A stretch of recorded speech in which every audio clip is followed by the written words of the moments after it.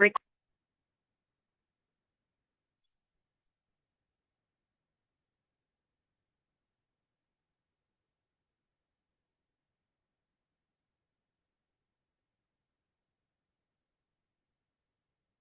Hi all, good evening. So today with next lesson, India, her past and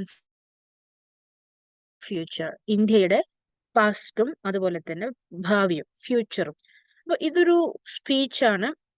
ഒരാളുടെ സ്പീച്ചിൽ നിന്നും എടുത്തിട്ടുള്ള ഇന്ത്യയെ കുറിച്ചിട്ടുള്ള അതിന്റെ പാസ്റ്റ് ആൻഡ് ഫ്യൂച്ചർ.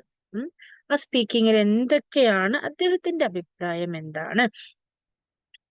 അത് ഒരാളുടെ ഒപ്പീനിയൻ ആണ് കേട്ടോ. ഇതിൽ ശരിയാവാം തെറ്റാവാം.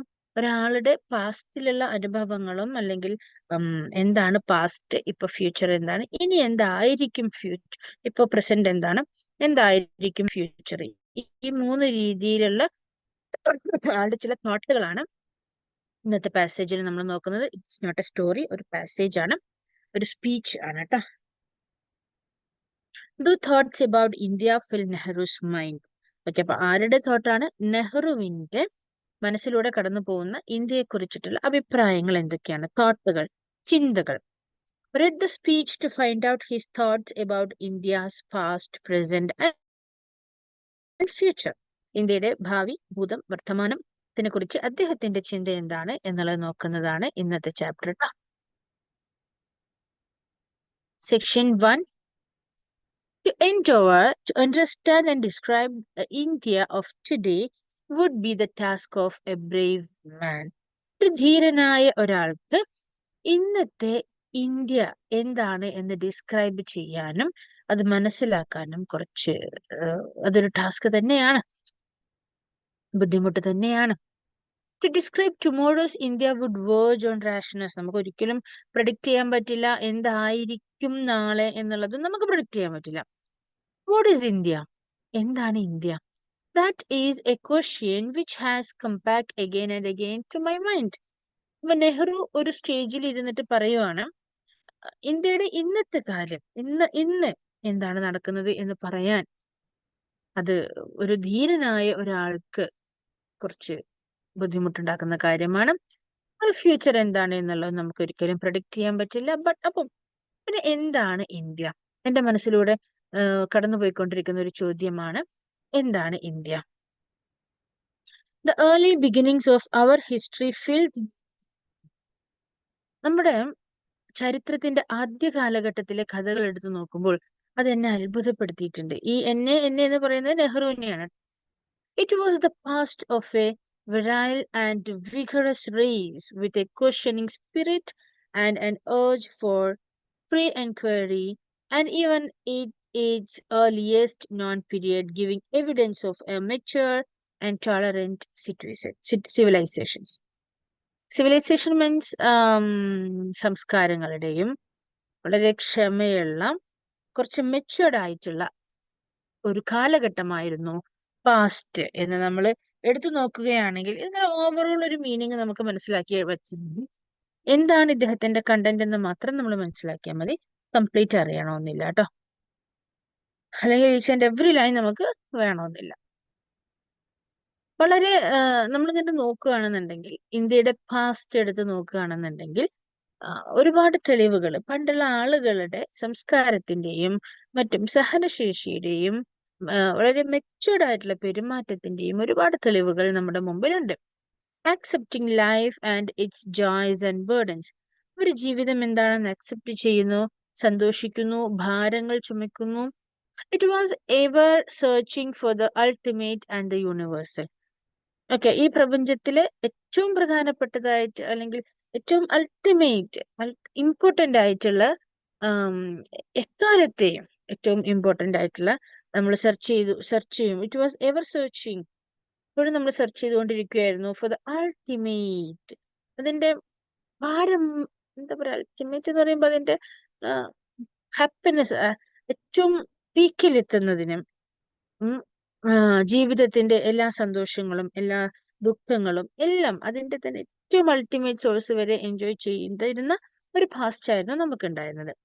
Gradually deterioration set in. Gradually ആ ഒരു ആറ്റിറ്റ്യൂഡ്, ജനങ്ങളിലുള്ള ആ ഒരു ആറ്റിറ്റ്യൂഡിൽ അളവുകൾ കുറഞ്ഞു തുടങ്ങി, മാറ്റങ്ങൾ വന്നു തുടങ്ങി. Thought lost it's freshness. ചിന്തകൾക്ക് അതിന്റെ ഒരു പുതുമ, ഒരു ഫ്രഷ്നെസ് നഷ്ടപ്പെട്ടു തുടങ്ങി. became stale, and the vitality and exuberance of youth gave place to crabbed age. Exuberance of youth എന്ന് വെച്ച് കഴിഞ്ഞാൽ യൗവനത്തിന്റെ ആ ചോരത്തിളപ്പ്, അതെല്ലാം ഫ്രഷ്നെസ്, ഇതെല്ലാം അങ്ങനെ വഴിമാറി ഏജിലേക്ക് പോയിക്കൊണ്ടിരുന്നു എന്നാണ്. അതായത് ചിന്തകൾക്കും മറ്റും പ്രായമായി തുടങ്ങി. Instead of spirit of adventure, there came lifeless routine, and broad and exciting vision of the world was cabined and confined and lost in caste divisions, narrow social customs and ceremonials. അതായത് ഈ പറയുന്ന നമ്മുടെ ജനങ്ങളിൽ കേട്ടോ, പണ്ടത്തെ ജനങ്ങളിൽ ഉണ്ടായിരുന്ന vibrancy, എക്സിബറൻസി, ഇതെല്ലാം നഷ്ടപ്പെട്ട് യൂത്ത് എന്താണ്, ഒരു ജീവച്ഛവമായ ഇപ്പോൾ കാണുന്ന ലെവലിലേക്ക് വന്നു. ഇപ്പോൾ ഉള്ള ഇതെന്ന് വെച്ച് കഴിഞ്ഞാൽ എങ്ങനെയാണ്? Instead of spirit of adventurous, there KEAM lifeless routine. ഒരു ചത്ത ദിനചര്യ പോലെ. രാവിലെ എണീക്കുന്നു, കുളിക്കുന്നു, പിന്നെ ഭക്ഷണം കഴിക്കുന്നു, ഓഫീസിൽ പോകുന്നു, അല്ലെങ്കിൽ പള്ളിയിൽ പോകുന്നു, തിരിച്ചു വരുന്നു. ഇങ്ങനെയുള്ള ഒരു എനർജറ്റിക് അല്ലാത്ത ഒരു ലൈഫ്ലെസ് റുട്ടീനിലേക്ക് ജനങ്ങളുടെ ലൈഫുകൾ മാറി തുടങ്ങി. അതുപോലെ തന്നെ അവർക്കിടയിലുള്ള ബന്ധങ്ങളും എല്ലാം കുറഞ്ഞു തുടങ്ങി. കാസ്റ്റ് ഡിവിഷൻ, സോഷ്യൽ ഡിവിഷൻസ് എന്ന കസ്റ്റംസ് എന്നൊക്കെ പറഞ്ഞിട്ട് പലർക്കിടയിലും ഉള്ള ബന്ധങ്ങളും ഇല്ലാതായി തുടങ്ങി. ഈവൻ സോ, എന്നിരുന്നാലും India was vital enough to absorb the mass of people that flowed in to her mighty ocean of humanity.